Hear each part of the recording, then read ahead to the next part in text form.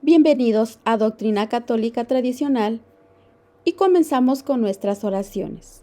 Pater noster qui es in celis, sanctificetur nomen tuum, adveniat regnum tuum, fiat voluntas tua, sicut in cielo et in terra. Panem nostrum quotidiano da nobis hodie, et dimitti nobis debita nostra, sicut et nos dimittimus debitoribus nostris, et ne nos inducas in tentationem, sed libera-nos a malo. Amén. Ave Maria, gratia plena, Dominus tecum, benedicta tu in mulieribus, et benedictus fructus ventris tui, Iesus. Sancta Maria Mater Dei, ora pro nobis peccatoribus, nunc et in hora mortis nostre. Amén. Sancte Micael Arcangele, defende-nos in praelio, contra nequitiam en insidias diaboli, esto presidium. Imperet illi Deus, supplices deprecamur, tuque princeps militia celestis, Satana maliosque spiritus malignos, qui ad perditionem animarum pervagantur in mundo. Divina virtute in infernum detrut. Amén. Cor Jesus sacratitium, miserere nobis. Cor Jesus sacratitium, miserere nobis. Cor Jesus sacratitium, miserere nobis. Juan 23 y Juan Pablo II, ¿santos? Este es un estudio y reflexión de un sacerdote de la Fraternidad Sacerdotal de San Pío X, el padre Christian Bouchacourt. Bien, ¿por qué tanto apuro para la realización de estas canonizaciones? ¿Por qué se dispensó a Juan 23 de un segundo milagro? Porque cuanto más pasa el tiempo, más evidentes se hacen cada día los desastres conciliares. La herencia podría ser puesta en tela de juicio. Ya se dejan oír voces, y no de la Fraternidad Sacerdotal de San Pío X, que se animan a hacer un estudio crítico sobre el último concilio y sus consecuencias. Entonces, para asegurar la perenidad del espíritu y las conquistas del Vaticano II, se torna necesario canonizar a sus autores y así canonizar el concilio mismo. Veamos. Este estudio analítico se llevó a cabo antes de la canonización de Juan XXIII y Juan Pablo II. Y cito esta reflexión de la editorial del Superior del Distrito, que comienza de esta manera. En algunos días, concretamente, el próximo 27 de abril, el Papa Francisco procederá a la canonización de Juan XXIII y de Juan Pablo II para el año 2014. El mundo aplaude efusivamente y se extasía, al tiempo que son raros los que emiten reservas o desaprueban esta iniciativa. Las comunidades Ecclesia Dei guardan silencio. La Fraternidad de San Pío X, junto a las congregaciones amigas, es la única que denuncia este acto de graves implicancias. Serán elevados a los altares y presentados a la veneración de los fieles dos papas que tuvieron un rol fundamental en la autodemolición de la Iglesia, que tiene lugar desde hace cerca de 60 años. Porque temían una rebelión del ala modernista del episcopado, puesta fuera de juego pero no vencida por San Pío X. Los papas Pío XI y Pío XII renunciaron a convocar un concilio que algunos reclamaban para terminar los trabajos del Concilio Vaticano I, interrumpidos por la guerra de 1870. El Papa Juan XXIII, tomando a todos por sorpresa, anunció la celebración de un concilio el 25 de enero de 1959 con el objeto de, entre comillas, hacer entrar aire fresco en la iglesia. Esta expresión empleada por él, tanto en privado como en público, ponía en evidencia su deseo de hacer un aggiornamento, es decir, una puesta al día de la iglesia, que es lo que la iglesia estaba dispuesta a escuchar al pueblo de Dios, con el mundo moderno, pensando que había llegado el momento de reconciliarlos. Semejante utopía tuvo consecuencias incalculables. El ala progresista no se equivocó. Algunos días después de este anuncio, cierto Juan Bautista Montini, obispo de Milán y futuro Papa Pablo VI, creado cardenal en el primer consistorio reunido por Juan XXIII, diría que este concilio liberará fuerzas vivas sin igual en la iglesia. Estas fuerzas vivas son, de hecho, aquellas que Pío XII se esforzó por contener a lo largo de todo su pontificado. Son aquellas del ala progresista y modernista que tras la última guerra mundial buscaba infiltrar los seminarios y las congregaciones religiosas. Esta es la corriente que triunfó en el concilio, provocando así la mayor revolución y la crisis más graves de la historia de la Iglesia. Papa Juan XXIII era profundamente liberal y sentía disgusto por todo acto de firmeza, lo que lo condujo a depositar su confianza en personas que su predecesor había condenado por modernismo. Es importante, estimado oyente, que sepamos esto. Es interesante leer el juicio que hacen de él los amigos de, entre comillas, del Papa Bueno. En sus memorias, el padre Congar cita un testimonio y da su opinión personal. En primer lugar, el del pastor Roger Schutz, fundador de la comunidad de Taizé, tan cara a Juan XXIII, Schutz me contaba, con mucha discreción además, la audiencia que gracias al cardenal Guerlier tuvo con Juan XXIII la tarde misma o al día siguiente de su coronación. El Papa le compartió cosas sumamente increíbles, incluso, decía Schutz, formalmente muy heréticas. Por ejemplo, la Iglesia Católica no posee toda la verdad. Hay que buscarla juntos.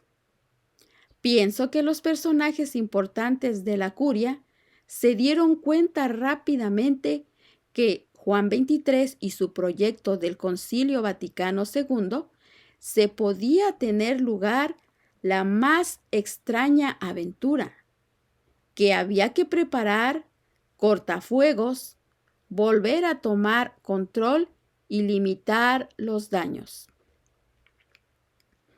El juicio del propio padre Congar también es revelador de lo que fue Juan XXIII.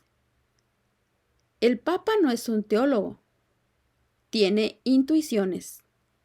En un teólogo, él verá más bien un enemigo. No tiene ninguna defensa y no tiene ninguna persona que lo defienda. Recibe asaltos de diversos costados y en aras de la paz cede alguna cosa. En modo alguno sabe decir no. Todo el drama del pontificado de Juan XXIII está resumido en estas palabras. Sabe Dios si el padre Congar mismo y la corriente progresista han sabido aprovecharse de esta situación. Durante los cursos de actas del magisterio que Monseñor Lefebvre nos daba en el seminario, nos enseñó que Juan XXIII no era estrictamente un modernista, sino un liberal, al que no le gustaba condenar a los propagadores del modernismo. Por lo tanto, no tuvo la capacidad de resistir a los fautores del golpe de Estado adelante por los cardenales Diener, Frings, etc. A comienzos de la primera sesión del Concilio Vaticano II, el 13 de octubre de 1962. Y conociendo esta debilidad y viéndose apoyada, el ala modernista y progresista se impuso, de modo que triunfó una revolución con tiara y capa. Es preciso recordar también que el hombre liberal, sea por convicción, sea por debilidad, favorece por igual la verdad y el error, el bien y el mal, a los que concede los mismos derechos. De esta manera, los católicos liberales se convirtieron en sepultureros de la cristiandad. Prepararon la apostasía que vemos extenderse ante nuestros ojos y que Juan Pablo II estigmatizó en un chispazo de lucidez, siendo que él mismo tenía una gran responsabilidad al respecto. Elegido en 1978, Juan Pablo II intervino en el Concilio Vaticano II como obispo. Durante los 27 años de su pontificado, trabajó por la difusión y la mundialización del espíritu del concilio en la Iglesia, imponiendo las reformas que de él seguían. Codificó también el espíritu conciliar en el derecho canónico, en el catecismo, en la liturgia y en los concordatos firmados con los estados. No debemos olvidar, estimado oyente, que durante el concilio participó activamente en la redacción de la Constitución Conciliar Gaudium et Spes, que afirma que por su encarnación el Hijo de Dios en cierta manera se ha unido a todo hombre, incluso a aquellos que no son conscientes de esta unión.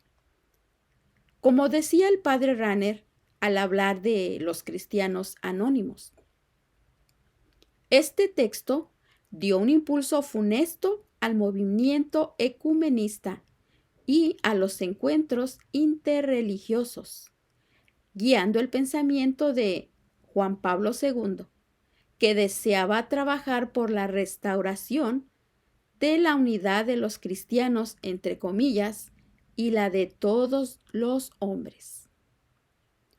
Juan Pablo II también creía y profesaba que las religiones podían enriquecerse mutuamente y que para llegar a una futura unidad de la gran familia humana, era preciso también pedir perdón por las ofensas que la Iglesia infligió en el pasado a otras religiones. Bajo este espíritu, convocó a la reunión interreligiosa de Asís en 1986, que, sin duda alguna, fue el acto más gravemente escandaloso de su pontificado. Estas reuniones interreligiosas se repitieron muchas otras veces hasta nuestros días. Animado por este espíritu, participó, por ejemplo, en el rezo de vísperas anglicanas en San Pedro de Roma. ¿Cómo olvidar la exclamación sorprendente que hizo el 21 de marzo del año 2000 durante un sermón en Tierra Santa? Que San Juan Bautista proteja al Islam y al pueblo jordano.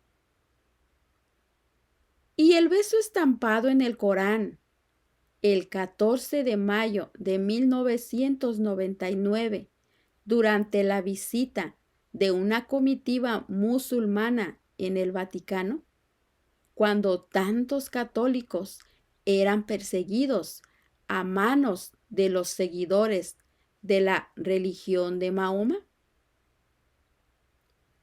¿Cómo pudo decir a jóvenes musulmanes el 9 de agosto de 1985 que católicos y musulmanes creemos en el mismo Dios, cuando los discípulos de esta religión niegan la Santísima Trinidad y consideran a Cristo un simple profeta?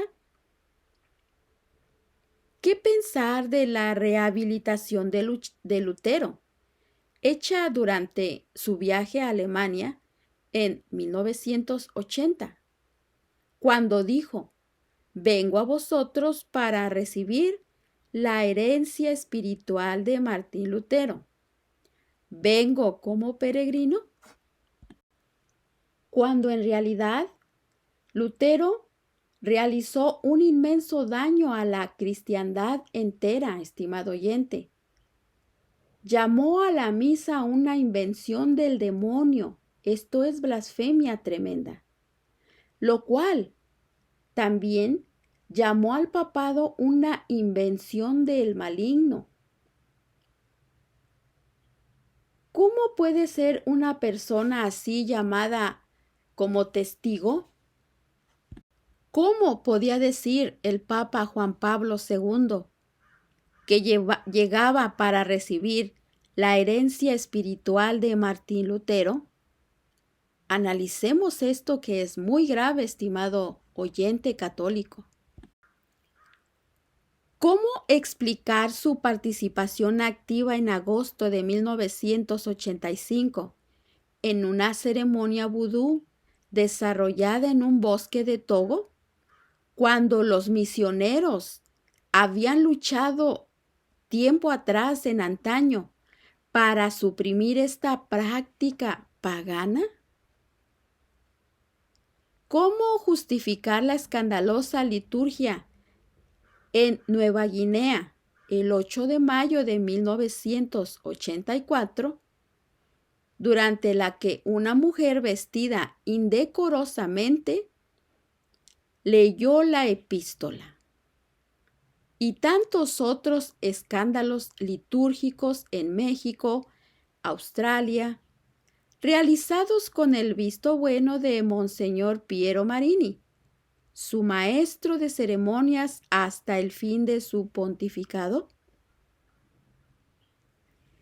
Estimado oyente, debemos subrayar, como lo enseña el padre de la Fraternidad Sacerdotal de San Pío X, que nunca llamó a los judíos o a los musulmanes a la conversión y a reconocer a Jesucristo como verdadero Dios y único Salvador, con ser el primer papa en poner en pie en sinagogas o mezquitas. Durante su pontificado y con su acuerdo, la municipalidad de Roma aceptó se construyese una mezquita, mientras los católicos no pueden tener iglesias en tierra musulmana. Recordemos también los repetidos pedidos de perdón que el Papa Juan Pablo II formuló ante los judíos, los ortodoxos, los musulmanes, protestantes, etc., dejando suponer que la Iglesia era casi una asociación de malhechores. Las demás religiones jamás tuvieron el más mínimo acto de reciprocidad.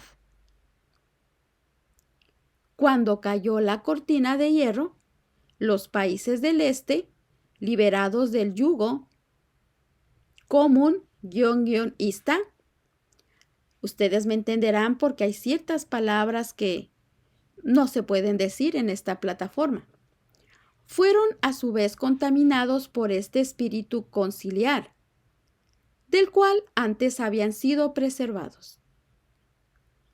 Estas causas produjeron los mismos efectos que en los países llamados libres. Los hombres ganados por este espíritu se mostraron incapaces de proteger a la sociedad y a sus fieles de la decadencia venida de Occidente. No pudieron colmar el vacío dejado por la ideología Marx-ista, ya que la teología conciliar no tenía anticuerpos para combatir el espíritu del mundo conquistador. En estos países comenzaron a caer las vocaciones y la práctica religiosa. La sociedad se laicizó. Hay que destacar también que durante este largo pontificado, la Iglesia Católica experimentó un inexorable declive en Europa. ¿Cómo no acordarnos igualmente de la excomunión de la tradición católica, fulminada con ocasión de las consagraciones episcopales que Monseñor Lefebvre y Monseñor de Castro Meyer realizaron en 1988 para preservar el sacerdocio católico? La lista, estimado oyente, podría extenderse, pero con lo dicho basta. Todos los acontecimientos enumerados han aportado a una profunda crisis de la que la Iglesia sigue sin salir. Y el Papa Juan Pablo II tiene una gran responsabilidad y tuvo en todo esto. Alguno podría objetar que las vidas personales de Juan XXIII y de Juan Pablo II fueron ejemplares. Es muy probable. En efecto, Juan XXIII manifestaba una simplicidad y una humildad que impresionaban. Juan Pablo II estaba animado por una hermosa piedad mariana. Soportó con coraje los sufrimientos de su edad avanzada y de su enfermedad, admirando a todos los que estaban cerca de él. Ahora bien, la pregunta, ¿alcanza esto para llevarlos a los altares?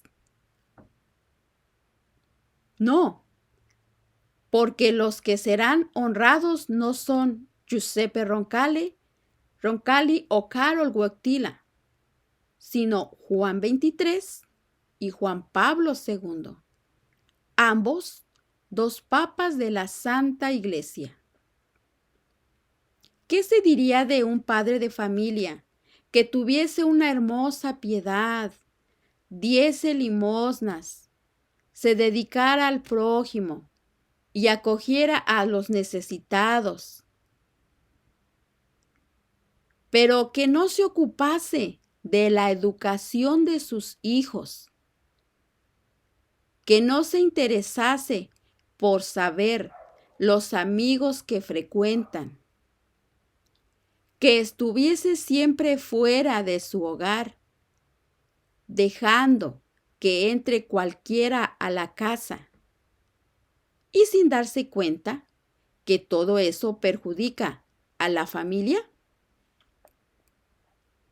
¿Se puede poner a tal padre como ejemplo? No, pues habrá faltado a sus deberes de padre. Lo mismo sucede con Juan XXIII, que dejó al enemigo modernista entrar en la Iglesia con ocasión del Concilio Vaticano II, y con Juan Pablo II, que impuso reformas catastróficas y que puso en peligro la fe por sus palabras y por sus actos. Cuando la Iglesia canoniza a un sumo pontífice, no intenta solo proponer su persona privada a la veneración de los fieles, sino al sumo pontífice como tal, jefe visible de la Iglesia, guardián y defensor de la fe católica. Por tanto, ante la proximidad de estas canonizaciones, debemos decir, non possumus. No podremos venerar a estos dos papas, ni rezar a ellos. En cambio, rezaremos a Dios para que tenga piedad de sus almas y de la Santa Iglesia que sufre tanto hoy en día a resultas de ambos pontificados. Para concluir, continúa el padre Christian Bouchacourt, me resta responder una pregunta. ¿Por qué tanto apuro para realizar estas canonizaciones? Recordemos, estimado oyente, que esta reflexión fue antes de las canonizaciones y continuemos. ¿Por qué se dispensó a Juan 23 de un segundo milagro? Porque cuanto más pasa el tiempo, más evidente se hacen cada día los desastres conciliares. La herencia podría ser puesta en tela de juicio. Ya se dejan oír voces, y no de la fraternidad sacerdotal de San Pío X, que se animan a hacer una crítica y análisis en tela de juicio acerca del último concilio y sus consecuencias. Entonces, para asegurar la perenidad del espíritu y las conquistas del Vaticano II, se torna necesario canonizar a sus autores y así canonizar el concilio mismo. Ya lo veremos, en poco tiempo se hablará de la beatificación de Pablo VI. He ahí la razón del apuro. Al hacer estas canonizaciones, el Papa Francisco en modo alguno quiere hacer uso de su infalibilidad. En cambio, quiere complacer al mundo. Este último espera con impaciencia este certificado de perfección, entre comillas, que perenizará el acuerdo y las decisiones de dos papas que tanto trabajaron para el mundo. Y termina su análisis y su reflexión el padre Christian diciendo lo siguiente: estimados lectores, oyentes, amigos, recemos a San Pío X, este santo pontífice, a este Papa de la Eucaristía que salvó a la Iglesia del modernismo, para que interceda ante Dios, a fin de que la Iglesia salga vencedora de esta crisis que parece eternizarse. No podemos y no debemos ser fatalistas en tiempos difíciles, sino trabajar cada uno en su lugar. Y supliquemos la intercesión de la Santísima Virgen María por toda nuestra Santa Iglesia Católica, por el magisterio, cardenales, obispos, sacerdotes, misioneros y todos nosotros el pueblo de Dios, y sobre todo por el Papa Francisco. Santa María, ora pro nobis.